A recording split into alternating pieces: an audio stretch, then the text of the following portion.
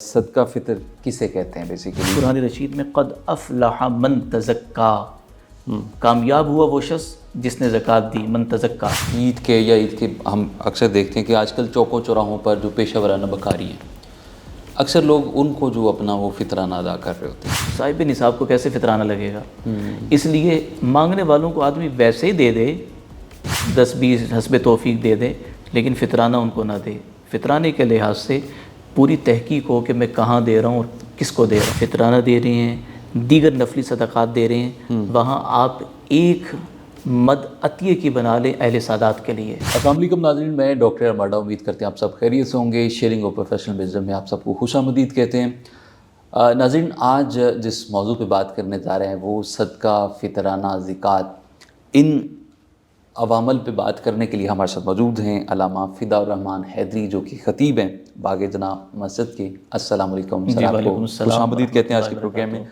علامہ صاحب تھوڑا سا بتائیں کہ صدقہ فطر کسے کہتے ہیں بیسیکلی، اور پھر اس میں یہ بتائیں کہ یہ کن لوگوں کو دینا چاہیے، اس میں نقدی بھی دے سکتے ہیں یا پھر ہم راشن کی صورت میں دے سکتے ہیں؟ ان الحمد للہ والصلاۃ والسلام علی من لا نبی بعد۔ بسم اللہ الرحمن الرحیم۔ عن ابن عباس رضی اللہ تعالی عنہ قال قال رسول اللہ صلی اللہ علیہ وسلم فرض رسول اللہ صلی اللہ علیہ وسلم زکوٰۃ الفطر طہرۃ للصائم من اللغو والرفث وطعمۃ للمساکن۔ سنن بہقی کی روایت میں نے نقل کی ہے اور یہاں سے میں اپنی گفتگو کا آغاز کروں گا۔ یہ ابن عباس راوی ہیں کہ نبی کریم صلی اللہ علیہ وسلم نے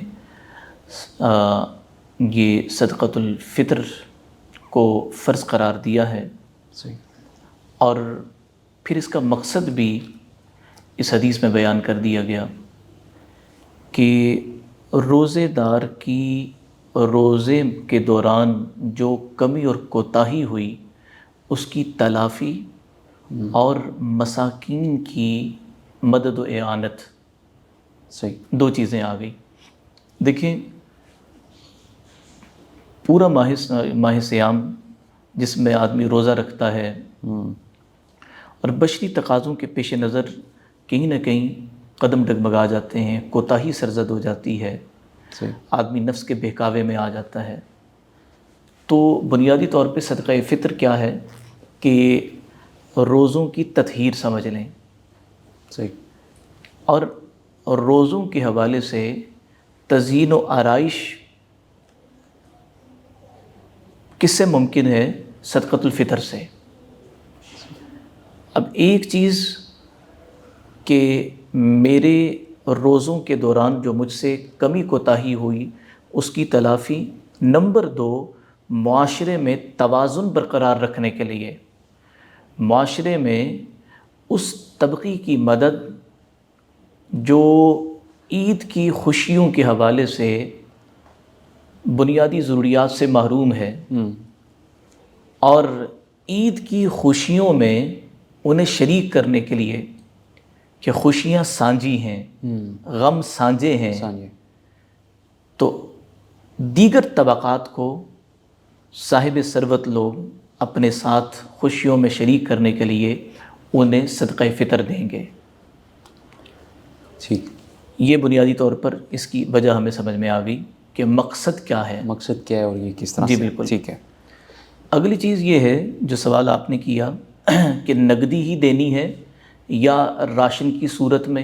ہاں، اکثر لوگ یہ سوال کر رہے ہوتے ہیں نا کہ کیا ہم پیسوں کی فارم میں، نقد فارم میں دے سکتے ہیں یا راشن یا کچھ چیز آپ یعنی لے کے دے سکتے آٹا ہے، گندم کا جو معاملہ ہے، کھجوریں ہیں، کشمش ہے، جو بھی نصاب جو مختلف بیان کیے گئے ہیں، تو دیکھیں کہ فقہا نے یہ بیان کیا کہ جس میں فقیر و مسکین کی حاجت پوری ہوتی ہو۔ اب ایک مسکین اس کے پاس آٹا رکھا ہوا ہے، لیکن آٹا پکانے کے لیے اس کے پاس چولہا موجود نہیں ہے یا چولہے میں گیس موجود نہیں ہے، میں پھر جا کر آٹا دے دوں، پھر جا کر آٹا دے دوں تو مشکل ہو جائے گی۔ نقدی اگر دے دی جائے تو اس نقدی سے وہ بچوں کے لیے کپڑے بھی خرید سکتا ہے، دیگر لوازمات جو اس کی ضروریات کے ہیں وہ ان کو بھی پورا کر سکتا ہے. صحیح. اس لیے بہتر یہ ہے کہ نقدی کی صورت میں دیا جائے. اور پھر بہت سارے اس کے مسائل ہیں یعنی صدقۃ الفطر سے متعلق. قرآن مجید برہان رشید میں قد افلح من تزکا، کامیاب ہوا وہ شخص جس نے زکوٰۃ دی، من تزکا. تو بعض علماء نے لکھا ہے کہ اس میں صدقۃ الفطر مراد ہے، من تزکا میں صدقۃ الفطر مراد ہے. اب صدقۃ الفطر کے حوالے سے معاشرے میں مختلف چیزیں چل رہی ہوتی ہیں. پھر چونکہ علماء سے ہم دور ہوتے ہیں، اور معذرت کے ساتھ ڈاکٹر صاحب چونکہ آپ میڈیا پرسن ہیں، محسوس نہ کیجیے گا، ہمارا جو میڈیا کا سیٹ اپ ہے، جو دکھایا جاتا ہے وہ اویئرنیس کے لیے نہیں ہوتا. ان کی ریٹنگ کے لیے تو ہو سکتا ہے، اویئرنیس کے لیے وہ چیزیں نہیں ہوتی. سوسائٹی میں جو چل رہا ہے وہ اس طرح سے ہے کہ فطرانے کے بنیادی مسائل ان سے شناسائی نہیں ہوتی، واقفیت نہیں ہوتی. ایک آدمی یورپین کنٹریز میں بیٹھا ہے، وہ فطرانہ ادا کر رہا ہے لاہور کے حساب سے، جبکہ فارن کنٹری میں رہنے والا شخص جس ملک میں رہ رہے ہیں اس ملک کی کرنسی کے لحاظ سے اپنا فطرانہ ادا کرے گا. اچھا، یہ نصاب ہر ملک کی کرنسی کے حساب سے ہو. گندم ہے، ٹھیک ہے، پھر اسی طرح سے کشمش ہے، کھجور ہے. تو جو ریٹس ان کے جس ملک میں ہوں گے اس کے حساب سے وہ فطرانہ ادا کریں گے. یہ مالی عبادت کا ایک خاصہ یہ بھی ہے کہ اس میں آدمی آگے بڑھ جائے تو فائدہ ہے. یہ نہ ہو کہ وہ تولتے تولتے کہیں اصل سے بھی پیچھے آ جائے. لوگ ریٹس پوچھ رہے ہوتے ہیں، جی آپ نے 240 بتایا تھا، انہوں نے 220 بتایا تھا. تو میں جو اس وقت لاہور شہر میں جو فطرانہ جو ایک درمیانے درجے والا یعنی کم سے کم والا جو فیکس ہے، میں یہ سمجھتا ہوں کہ بہتر یہ ہے کہ آدمی 300 تک ادا کر دے فیکس. پھر اس کے بعد کھجور کا ہے وہ تقریباً کوئی 1500 کے لگ بھگ، اور کشمش کا جو ہے وہ 2500 روپے کا فیکس بنتا ہے. میں لاہور شہر کی بات کر رہا ہوں. تو اب یہی چیزیں جس ملک میں ان کی جو قیمت ہوگی اسی قیمت کے حساب سے فطرانہ ادا کرنا ہوگا. وہ فطرانہ نکالیں گے اپنے ملک میں، بھلے انہوں نے پاکستان بھیجنا ہے، جہاں بھی بھیجنا ہے وہاں وہ آئے گا، لیکن ادا کرتے وقت جس ملک سے جو آدمی ادا کرنے والا ہے اس ملک کے حساب سے دے گا. برطانیہ میں رہنے والا وہ پاکستان کا حساب نہیں لگائے گا، وہاں کا حساب. جی بالکل، یہ بڑی ایک اہم چیز ہے. اور وہ جو پیسہ ہے وہ پاکستان بھیجے گا. پاکستان جب بھیجے گا تو اب ظاہری سی بات ہے، وہ پاکستان میں یعنی فیکس گندم کے حساب سے 300 روپے بن رہے ہیں، اور برطانیہ میں فیکس گندم کے حساب سے 800 روپے بن رہے ہیں، 1000 روپے بن رہے ہیں. صحیح. تو اس کو وہاں کے حساب سے دینا ہوگا. رائٹ. ٹھیک ہے. اچھا علامہ صاحب، دوسرا بڑا یہ سوال پوچھا جاتا ہے کہ جو اولاد خود کماتی نہیں ہے تو کیا اس کا ذمہ بھی وہ ماں باپ پہ ہی ہوگا؟ بہت اہم مسئلہ یہ والا بھی. دیکھیں، ماں باپ کے ذمے جو ہے وہ اپنی نابالغ اولاد کا فطرانہ ہے. بالغ اولاد کماتی ہے نہیں کماتی، وہ ماں باپ کے ذمے میں نہیں ہے. جو فطرانہ ماں باپ دیں گے وہ اپنی نابالغ اولاد کا ادا کریں گے. اچھا، یہ تو زیادہ تر لوگ یہ جانتے نہیں ہیں. میں عرض کر رہا ہوں کہ ہمارے ہاں وہ نام نہاد ان لوگوں سے جان چھوٹے جو الٹے سیدھے وظیفے بتا رہے ہیں، تو پھر ہم کوئی مسئلہ سمجھیں گے، کوئی مسئلہ سیکھنے کی طرف آئیں گے، یا مسئلہ بتانے والے لوگ سکرین پہ نظر آئیں گے، وہ اس سے جان چھوٹے گی تو پھر کی بات ہے نا. ان لوگوں کو ہائی لائٹ کیا جا رہا ہے، ان کو پروموٹ کیا جا رہا ہے جو محاورتاً نہ 3 میں نہ 13 میں. تو میں عرض کر رہا ہوں کہ اب پھر اگلی چیز یہ ہے صدقۃ الفطر. اگر عید کے روز یعنی صبح صادق سے پہلے پہلے کوئی پیدا ہو جائے، اس بچے کا فطرانہ بھی ادا کرنا ماں باپ کے ذمے وہ ضروری ہے. اچھا. جی. پھر ایک چیز اور کہ کیا بیوی کا فطرانہ شوہر کے ذمے ہے؟ نہیں ہے. وہ ادا کرے تو اس کا احسان ہوگا، لیکن نہ کرے تو وہ خود ہی، وہ بیوی اپنا مطلب جب وہ صاحب نصاب ہے، اس معیار پر پورا اتر رہی ہے، وہ اپنا فطرانہ خود ادا کرے گی. لیکن اگر خامد ادا کرتا ہے اپنی بیوی کی طرف سے تو یہ اس کا احسان ہے. یہ اس کا حسن سلوک ہے. صحیح. یعنی یہ چیزیں سمجھنے کی چیزیں ہیں. ماں باپ کی طرف سے ادا کر دیا تو ماں باپ کے ساتھ یہ محبت کا اور ادب کا معاملہ ہے. ہاں آپ نے بات کی کہ اگر اولاد جو ہے وہ بالغ ہو جاتی ہے اور وہ خود کمائی نہیں کرتی تو گھر کا جو سربراہ ہے وہ تو دے سکتا ہے نا. دیکھیں یا اگر وہ اس کو خود دینا پڑے. گھر کا سربراہ اس کے ذمے نہیں ہے. اپنی بالغ اولاد کا فطرانہ گھر کے سربراہ کے ذمے نہیں ہے. گھر کے سربراہ کے ذمے جو چیز لازم ہے واجب ہے وہ نابالغ اولاد کا فطرانہ ہے. اگر بالغ اولاد نہیں کماتی یا کماتی ہے گھر کا سربراہ ان کی طرف سے ادا کر دیتا ہے تو باعث ثواب چیز ہے. اگر وہ کماتی ہے ان کا ادا کر دیا تو ادا ہو جائے گا. نہیں کماتی تو تب بھی اجر و ثواب سے یہ چیز خالی نہیں ہے. ٹھیک ہے. تھوڑا سا مزید روشنی ڈالیں فطرانہ اور زکوٰۃ اس کے نصاب میں فرق کیا ہے؟ دیکھیں جو زکوٰۃ ہے زکوٰۃ میں حاجات اصلیہ یہ فقہی اصطلاح ہے. یہ کیا ہے؟ میں آتا ہوں اس کی طرف.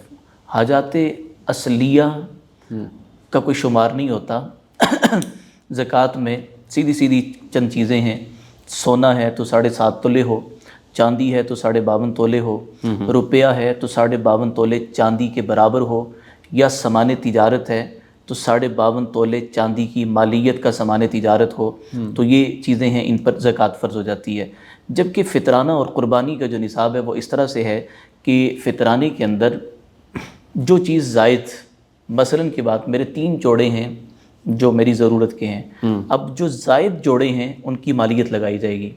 یعنی بعض دفعہ خواتین کے پاس لہنگے ہوتے ہیں, لاکھوں روپے کے لہنگے ہوتے ہیں, یا کوئی اور ایسا لباس مہنگا لباس ہوتا ہے. صحیح. 3 جوڑے ضرورت کے وہ ہو گئے. اس کے بعد جو بقیہ لباس ہے اس کی قیمت لگائی جائے گی. سواری ہے, 2-3 سواریاں ہیں, ایک سواری استعمال کر لی, دوسری کھڑی ہے یا شوقیہ طور پہ رکھی بھی ہے, زکوٰۃ میں وہ کنسیڈر نہیں ہوگی جو میں نے اپنے استعمال کے لیے رکھی ہوئی ہے, اگرچہ استعمال میں کبھی کبھی ہو رہی ہے. اچھا, پہلے دور میں تو صرف یہ کہا جاتا تھا کہ سونا اگر آپ کے پاس پڑا ہے تو اس پہ وہ لاگو ہوگی, تو باقی چیزیں بھی جو استعمال میں نہیں ہیں اس پہ بھی وہ. میں اس میں عرض کر رہا ہوں کہ زکوٰۃ میں نہیں ہوگی. میرے پاس 4 گاڑیاں ہیں مثلاً, ٹھیک ہے, تو وہ 4 گاڑیاں میں استعمال کر رہا ہوں, بزنس کے لیے نہیں رکھی ہوئی, ٹھیک ہے, تو ان پہ زکوٰۃ نہیں ہوگی. جبکہ فطرانے کے نصاب میں 1 میری استعمال کی ہے, ٹھیک ہے, 3 میں نے شوقیہ رکھی ہوئی ہیں یا اپنے آرام کے لیے رکھی ہوئی ہے, اس پہ وہ جب ہوں گی تو فطرانہ آ جائے گا. ٹھیک ہے, یہ تو میں نے بڑی مثال دی ہے. اصل میں چھوٹی چیزوں سے بات شروع ہوتی ہے. لباس 3 جوڑے ہیں, ٹھیک ہے, اسی طرح سے جو روز مرہ کی چیزیں ہیں وہ جو ضرورت سے زائد ہوں گی ان کو دیکھا جائے گا. وہ اگر 52.5 تولے چاندی کی مالیت کو پہنچ رہی ہیں جو زائد چیزیں ہیں, تو پھر میں فطرانے کے لحاظ سے صاحب نصاب ہو جاؤں گا. یعنی فطرانہ میرے اوپر ضروری ہو جائے گا. ضروری. لیکن اس میں یہ عرض کر دوں, مثلاً میرے پاس گھر میں چیزیں رکھی ہوئی ہیں, زائد چیزیں ہیں, زائد برتن رکھے ہوئے ہیں, صحیح, اب ان پہ زکوٰۃ تو نہیں ہوگی. ہاں ٹھیک ہے, وہ نہ میں نے بیچنے کے لیے رکھے ہوئے ہیں نہ اور کوئی اور ایسی چیز نہیں ہے. لیکن جب فطرانے کا معاملہ آئے گا تو جو زائد برتن ہیں ان کی مالیت لگائی جائے گی. تو زکوٰۃ میں کیا ہوگا؟ زکوٰۃ میں نہیں ہوگا. زکوٰۃ میں تو سیدھا سا عرض کر دیا نا کہ 52.5 تولے چاندی یا اس کی مالیت کا روپیہ یا اتنی مالیت کا سامان تجارت, صحیح, یا 7.5 تولے سونا. یہ 4 نصاب جو ہے نا وہ زکوٰۃ کے بیان کیے گئے.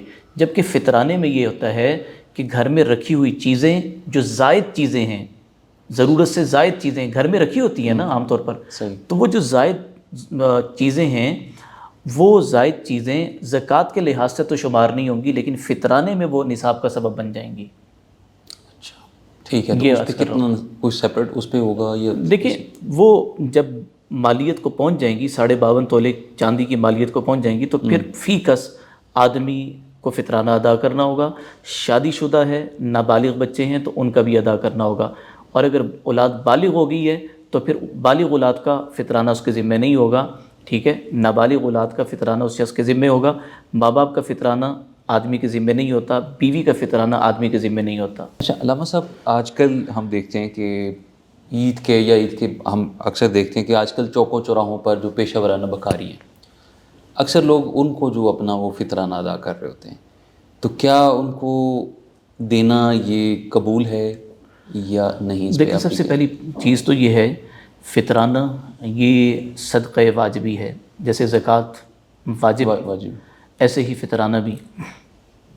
چوکوں چوراہوں میں اکثر اوقات غیر مسلم بھی پیشہ ور بھکاریوں میں آ جاتے ہیں، غیر مسلم کو فطرانہ نہیں لگتا، اس لیے پہلی چیز تو یہ ہمیں سمجھنی ہوگی۔ ٹھیک ہے۔ دوسری بات یہ ہے کہ پیشہ ور بھکاری لوگ وہ خود اتنے مالدار ہوتے ہیں کہ اگر دیکھا جائے تو صاحب نصاب اس کے معیار پر وہ پورا اتر رہے ہوتے ہیں، تو صاحب نصاب کو کیسے فطرانہ لگے گا؟ اس لیے مانگنے والوں کو آدمی ویسے ہی دے دے، 10-20 حسب توفیق دے دے، لیکن فطرانہ ان کو نہ دے۔ فطرانے کے لحاظ سے پوری تحقیق ہو کہ میں کہاں دے رہا ہوں اور کس کو دے رہا ہوں، ٹھیک، پورے اعتماد سے جو ہے نا، کیونکہ وہ صاحب مستحق ہے۔ بالکل اپنی تسلی کر لے ظاہری طور پر۔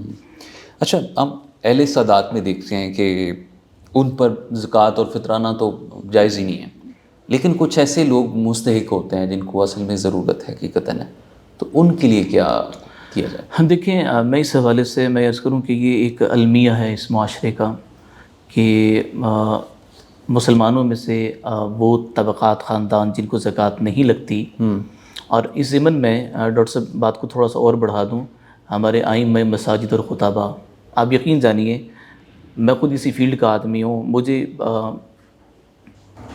یعنی خود ان کی کالز آئی کہ ہم مستحق